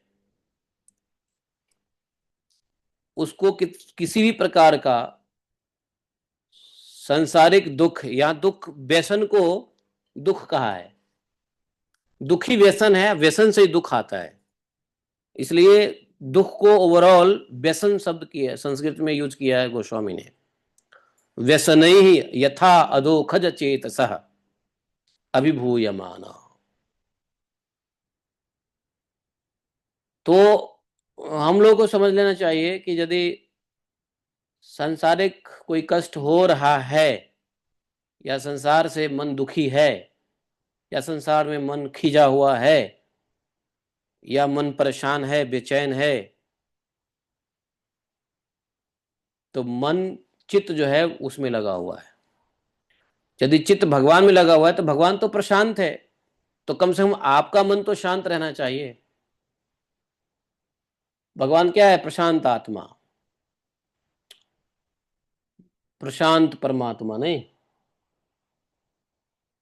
तो इसलिए भगवान में अगर मन नहीं लगा हुआ है, तो ये बरसात ऋतु जो है, इसका वर्णन बहुत अच्छा किया है, बहुत बहुत सारे श्लोक है बरसात ऋतु के वर्णन में। इसका वर्णन करने जाऊं तो 3-4 दिन तो वर्षा ऋतु के वर्णन में आ जाएगा। और ये आप सोचोगे बरसात ऋतु का क्या वर्णन करना, बरसात में ऐसी कौन खास बात है? जी, खास बात यही है कि इस प्रकृति के गुण दोष का यथा जथा लिखा हुआ है। वर्षा ऋतु में ऐसे होता है, कैसे? जैसे। अच्छा, वर्षा ऋतु में ऐसी होती है, कैसी? जैसे। अब देखो, एक श्लोक है, लिखा हुआ है कि बादलों का शुभ आगमन से मोरों का रोम रोम खिल रहा। बरसात ऋतु आता है तो मोर जो होते हैं, मोर मोर का रोम रोम खिल जाता है। मोर नाचने लगते हैं, कुहुक कुहुक करके नृत्य करते हैं मोर। और मोर के लिए बरसात ऋतु क्या होता है? आनंद का उत्सव होता है। जैसे भगवान के जन्म लेने के बाद नंद उत्सव होता है ना, वैसे ही बरसात ऋतु आने के बाद मोर आनंदोत्सव हो जाता है, आनंदोत्सव हो जाता है। तो बोले कैसे? जैसे पुरुष के आभा से आभासित होने वाला अहंकार ही उसे ढक कर, नहीं, सॉरी, कौन सा श्लोक मैं कह रहा था? हाँ, तो मोर कुहुक और नृत्य के द्वारा आनंदोत्सव मना रहे, कैसे? ठीक वैसे जैसे गृहस्थी के जंजाल में फंसे हुए लोग जो अधिकतर तीन तापों से जलते और घबराते रहते हैं, भगवान के भक्तों के शुभ आगमन से आनंद मग्न हो जाते हैं। ऐसे देखो, गृहस्थ में क्या होता है? गृहस्थ के जंजाल में फंसा हुआ व्यक्ति क्या होता है? तीन ताप से जलते घबराते रहते हैं। तीन ताप। और जैसे उनके जीवन में भगवान के भक्तों का शुभागमन हो, जीवन में क्या, उनके घर में भगवान के भक्तों का शुभागमन होने से आनंद मग्न हो जाते हैं। तो यहां लिखा हुआ है, गृहेषु तप्ता निर्विन्ना यथा अच्युत आगमे। यहां पे देखो, यथा अच्युत आगमे।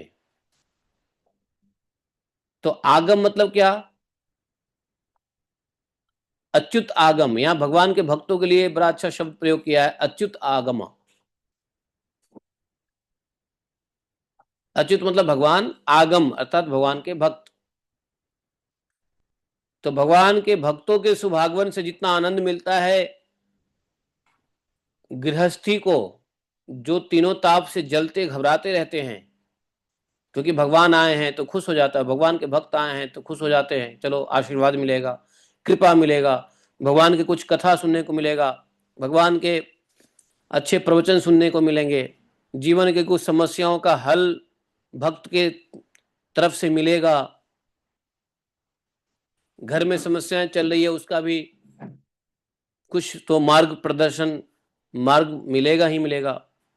इस प्रकार से घर के लोग, लेकिन शायद गोस्वामी जी को ये पता नहीं होगा कि कलयुग में गृहस्थ लोग के यहाँ जब साधु आते हैं तो उल्टा वो खुशी नहीं मनाते हैं। उल्टा उनका मुंह टेढ़ा हो जाता है। अब साधु आए हैं, कुछ तो बनाना ही पड़ेगा, खिलाना ही पड़ेगा।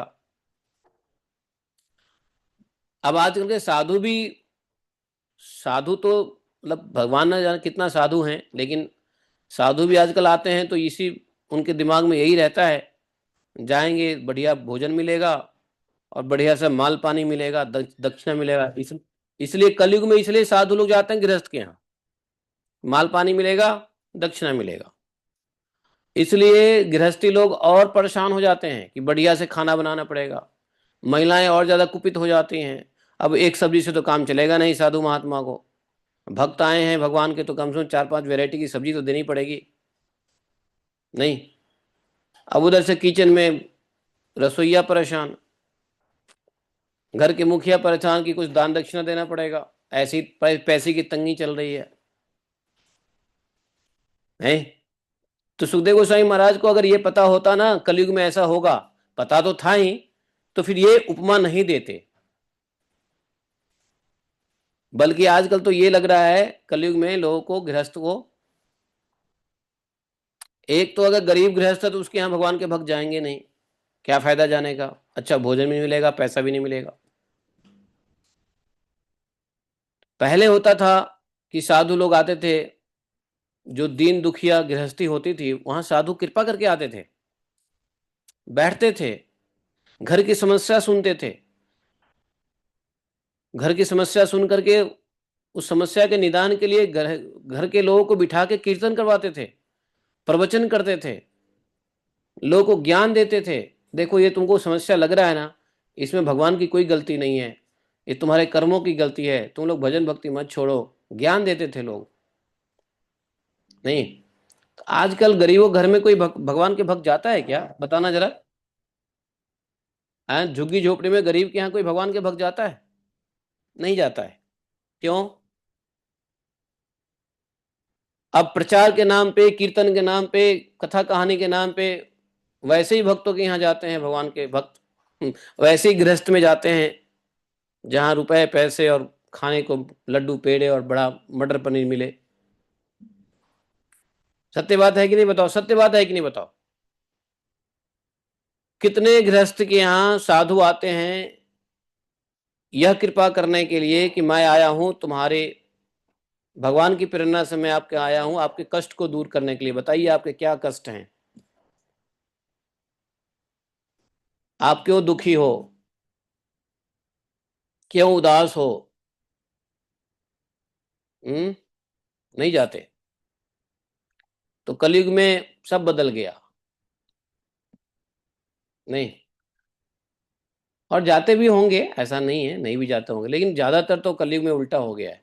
तो ये एग्जाम्पल जो दिया ना कि बारिश, बादल के शुभ शुभ आगमन से मोर खिल उठते हैं और नृत्य करके आनंद का उत्सव मनाते हैं, ठीक वैसे ही जैसे गृहस्थी के जंजाल में फंसे हुए लोग जो अधिकतर तीन ताप से जलते घबराते रहते हैं, भगवान के भक्तों के शुभागमन से आनंद मग्न हो जाते हैं। भगवान के भक्तों के घर आने से आनंद मग्न हो जाते हैं। आनंद मग्न होते भी हैं, ऐसी बात है, खुशी तो होती है भक्त आ जाए तो। भागवत ज्ञान यदि न हो तो व्यक्ति को आनंद नहीं आएगा, लेकिन भागवत ज्ञान होने के बाद भक्त आए तो आनंद मनाना चाहिए। भगवान के कोई भक्त आ जाए, कंठी माला वाला आ जाए, रुद्राक्ष वाला आ जाए, त्रिपुंड वाला आ जाए, चाहे ऊर्ध्व पुंड वाले आ जाए, कोई भी पुंड वाले आए, त्रिपुंड वाले, ऊर्ध्व पुंड वाले, तुलसी माला वाले, कंठी माले वाले, चाहे भगवान के किसी भी नाम का जप करने वाले आ जाए, प्रसन्न होना चाहिए, स्वागत करना चाहिए, आगमन के लिए धन्यवाद करना चाहिए। नहीं, तो ऐसे ऐसे एग्जाम्पल है, सुखदेव गोस्वामी ने ऐसे ऐसे एग्जाम्पल दिए हैं भागवतम में। बहुत बड़ा चैप्टर, बहुत बहुत बहुत ज्ञान भरा हुआ है इस चैप्टर में। वर्षा ऋतु और शरद ऋतु के वर्णन में बहुत ज्ञान बड़ा बड़ा है। बहुत सारे लोग क्या करते हैं, दसम स्कंद में इस चैप्टर को पढ़ते ही नहीं है, स्किप कर जाते हैं। उनको लगता है अरे ये तो प्रकृति का वर्णन होगा, प्रकृति का वर्णन तो कवि लोग करते हैं। नहीं, ऐसा नहीं है। प्रकृति के वर्णन में भी जो ज्ञान है, प्रकृति के वर्णन में जो ज्ञान है, पूरा प्रकृति ही पाठशाला है, और इस पाठशाला में जो ज्ञान है भरा पड़ा है। अब देखो मैं एक श्लोक बताता हूं, एक श्लोक में देखो क्या लिखा हुआ है। श्लोक का संख्या 36 में देखो, गिरियो मुमुच्चयो अस्तयोयम क्वचिन मुमुचुः शिवम यथा ज्ञानामृतम काले ज्ञानिनो दतते नवा। यथा, जैसे, क्या कह रहे हैं, सुनो। अब पर्वतों से कहीं कहीं झरने झरते रह जरते थे, और कहीं कहीं वे अपने कल्याणकारी जल को भी नहीं बहाते थे। कैसे? जैसे ज्ञानी पुरुष समय पर अपने अमृत में ज्ञान का दान किसी अधिकारी को कर देते हैं और किसी किसी को नहीं भी करते हैं। अच्छा, मुझे पढ़ना था 36वां श्लोक। 36वां श्लोक में देखो क्या लिखा हुआ है।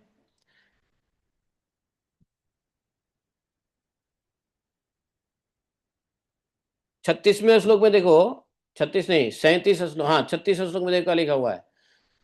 बरसात ऋतु जब आती है तो छोटे छोटे गड्ढे में भरे हुए जल को जलचर यह नहीं जानते कि गड्ढे का जल दिन पर दिन सूखता जा रहा है। जैसे, बोले कैसे, बोले कैसे,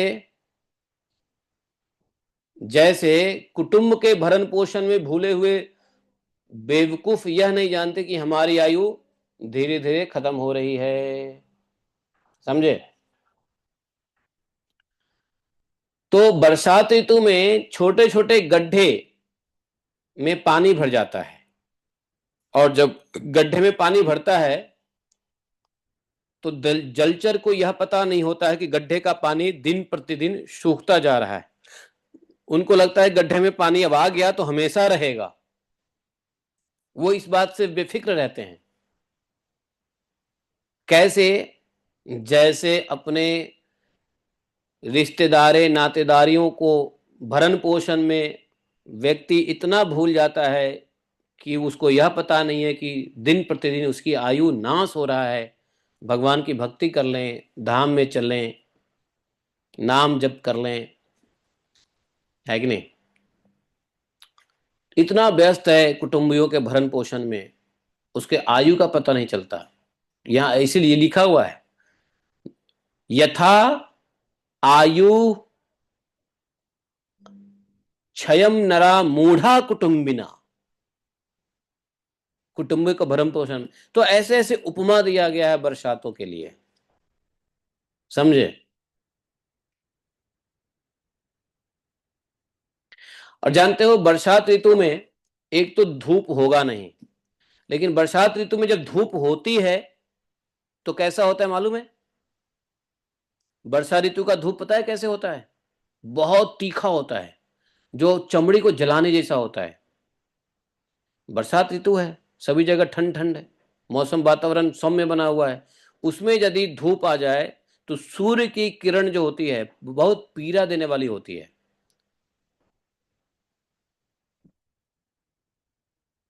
शरतकालीन, शरत वर्षा ऋतु के बाद शरतकालीन, तो शरतकालीन सूर्य अभी जो है ना, शरतकाल शरतकाल चल रहा है, तो अभी धूप होगा ना तो वो स्किन को लगने वाला होता है। तो बोले कैसे? यथा दरिद्र कृपणा कुटुंब विचितेंद्रिय, जैसे अपने इंद्रियों के वश में रहने वाला कृपण एवं दरिद्र कुटुंबी को तरह तरह के ताप सताते रहते हैं। मतलब दरिद्र कुटुंबियों को जो अपने इंद्रियों को वश में नहीं रखते हैं,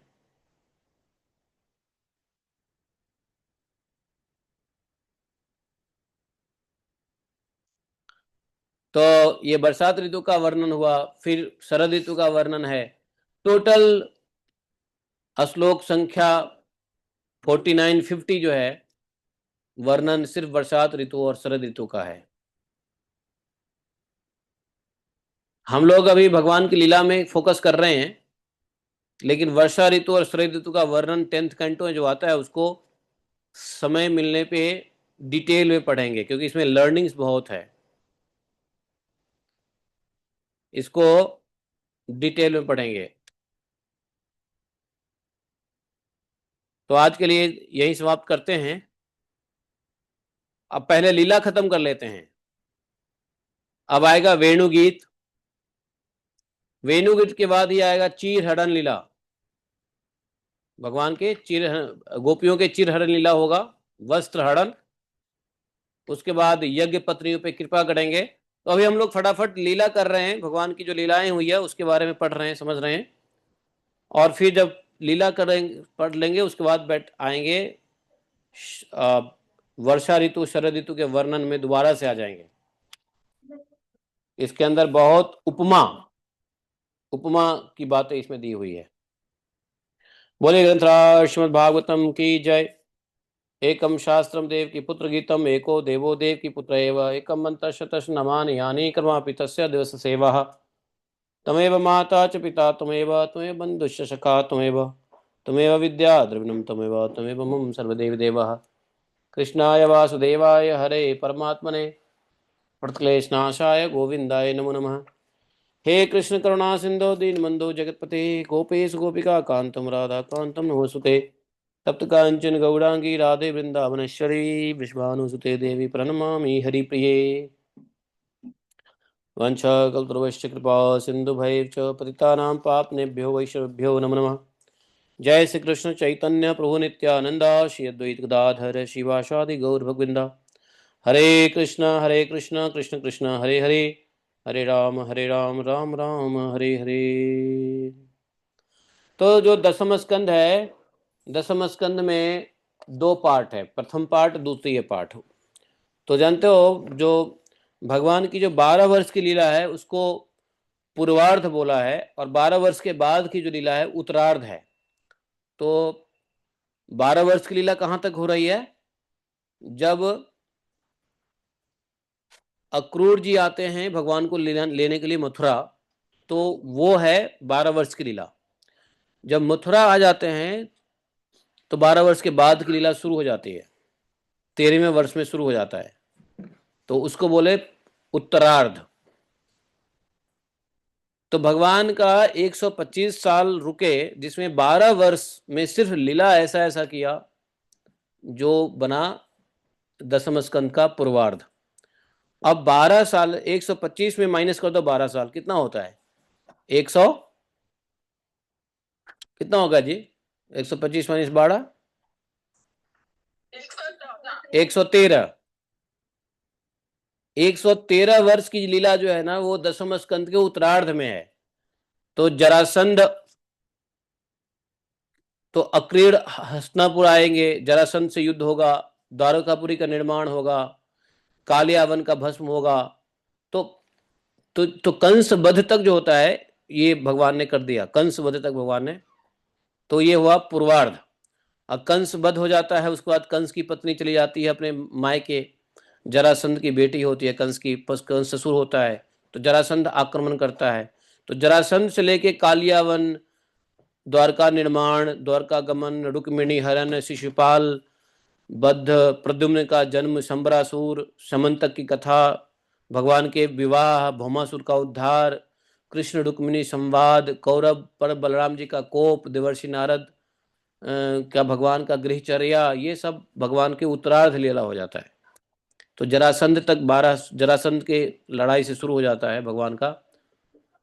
देखो भगवान 12 साल 13 साल के हो गए, 13 साल में ही लड़ाई शुरू हो जाता है, समझे? वैसे तो भगवान की लड़ाई जन्म लेते ही शुरू हो गया नहीं। तो आप भगवान भी जब यहाँ पे आए तो शांति से नहीं रहे, उपद्रवियों ने उपद्रव किया ही। तो हम मनुष्य क्यों शांति का इंतजार उम्मीद कर रहे हैं इस संसार में? भगवान जैसे उपद्रवियों के साथ खेलते खिलाते, अपने प्रशांत भाव को रखते हुए, बुद्धि ज्ञान भगवत भाव, भगवत निष्ठा, भगवत ऐश्वर्य को मेंटेन करते हुए ये बताए हैं कि भाई संसार में मैं भी आता हूं तो मैं भी परेशान रहता हूं। तो तुम लोग परेशान होकर के क्यों हैं? परेशानी से तुम भागना चाहते हो गोलोक धाम? संसार में, संसार की परेशानी से गोलोक धाम भागना चाहते हो? नहीं, गोलोक धाम वही जाएगा जो अशांति में भी शांति से भगवान का भजन करेगा। शांति में शांत रहना तो बहुत आसान है? जहां पे पिन ड्रॉप साइलेंस है वहां पे मेडिटेशन करना तो बहुत आसान है, लेकिन जहां ट्रैफिक है, शोरगुल है, वहां ध्यान करो तो ध्यानी कहलाए हैं भाई। शोरगुल में ध्यान कर लो तो पक्का ध्यानी वो है जो शोरगुल में ध्यान कर ले। अब शांत वातावरण है तो वहां तो कोई अशांत व्यक्ति भी शांत वातावरण में जाएगा, आंख बंद करेगा तो ध्यान उसको लग ही जाएगा। तो पक्का ध्यानी उसको नहीं कहते हैं। इसलिए यह संसार टेस्टिंग के लिए बना हुआ है, टेस्टिंग लेबोरेटरी है। ये पूरा संसार भगवान ने लेबोरेटरी बना दिया, माया जनित लेबोरेटरी। इसमें जो सिद्ध हो जाएगा शुद्ध हो जाएगा, इसमें जो असिद्ध रहेगा वो अशुद्ध रहेगा। समझे? इस संसार लेबोरेटरी में जो शुद्ध होगा, जो सिद्ध होगा वो अशुद्ध हो जाएगा भगवत धाम जाने के लिए। जो असिद्ध रहेगा वो अशुद्ध रहेगा, भगवत धाम नहीं जाएगा। समझे कि नहीं समझे? इसलिए इस लेबोरेटरी में तपो, जलो, भुनो, फिर भी अपने को कमल दल के समान निष्प्रिय रह के भजन करो, तब जाके शुद्ध होंगे, सिद्ध होंगे। और सिद्ध होंगे तो शुद्ध होंगे, शुद्ध होंगे तो भगवत धाम जाएंगे, वरना यहीं रहे। तो यहां ये हाल है। ये भगवान स्वयं अपने लीला चरित्र से दिखाते हैं। पांडव, भगवान स्वयं बचपन से परेशान, इतने शत्रुओं का आक्रमण। चलो वो तो भगवान है उनको, लेकिन भगवान के भक्त पांडव जो भगवान के साथ ही हैं, फिर भी देखो कितना परेशानी है। कुंती, बुआ कुंती, क्या क्या परेशानी नहीं झेली। आधी जीवन वन में बिताया पांडु जी के साथ। जब वन से आई घर में, तो घर में वन से भी ज्यादा अशांति थी। नहीं, भगवान उनके स्वयं ब्रह्म, भगवान उनके भतीजे हैं, पांडवों के भाई भगवान हैं, फिर भी देखो कितना परेशानी हो झेलना पड़ा। तो इसलिए इस संसार, इस सब कथा कहानी से, भगवान के भक्तों के चरित्र से हमको यही समझ लेना चाहिए, इस संसार में समस्याएं चलती रहेगी। इसी में, संसार के ताप में ही हमें बॉयल होना पड़ेगा। जब बॉयल होता है तो सिद्ध होता है। अरे ठंडा पानी में आलू बॉयल होता है क्या? गर्म पानी में बॉयल होता है ना।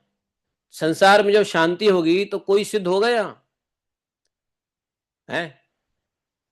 संसार के शांति में कोई सिद्ध नहीं हो सकता है। संसार में अशांति रहेगी, और अशांति में भजन करने वालों को ही सिद्धि मिलती है। नहीं, इसलिए संसार के ताप में हम आए हैं पकने के लिए। पक जाओ, सिद्ध हो जाओ। सिद्ध होके क्या हो जाओ? हम्बल हो जाओ। हम्बल कैसा? कोई उंगली करे, उफ मत बोलो, हैं? नहीं,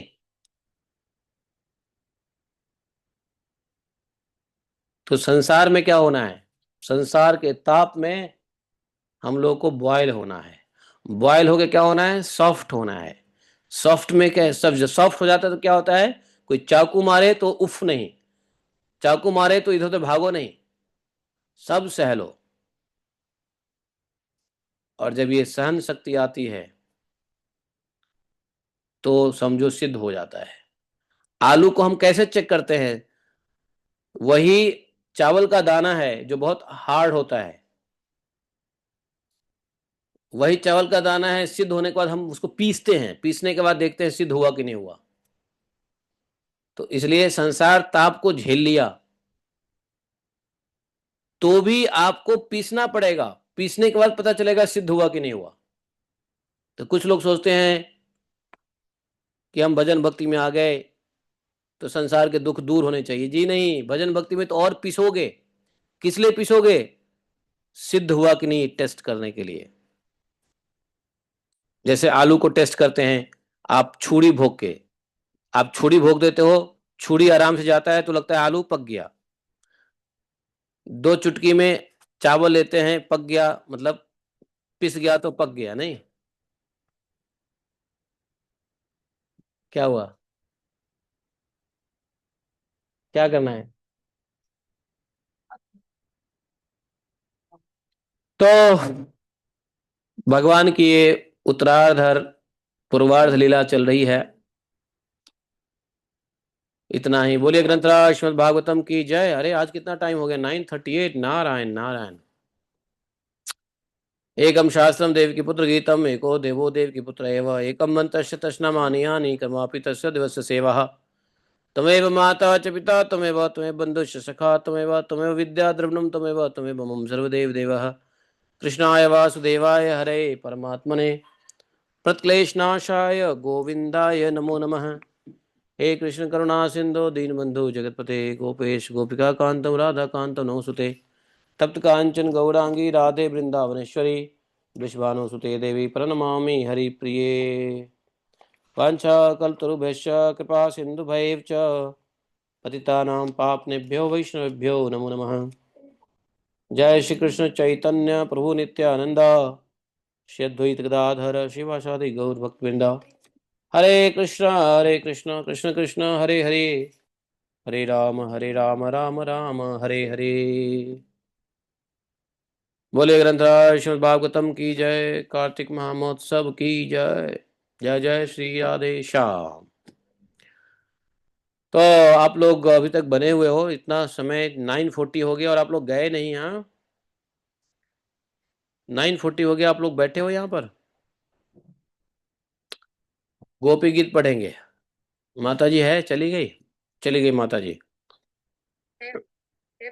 आप हो। अच्छा ठीक है। गोपी गीत जयति ते अधिकम जन्मना ब्रज शयत इंदिरा शाश्वतत्रयी।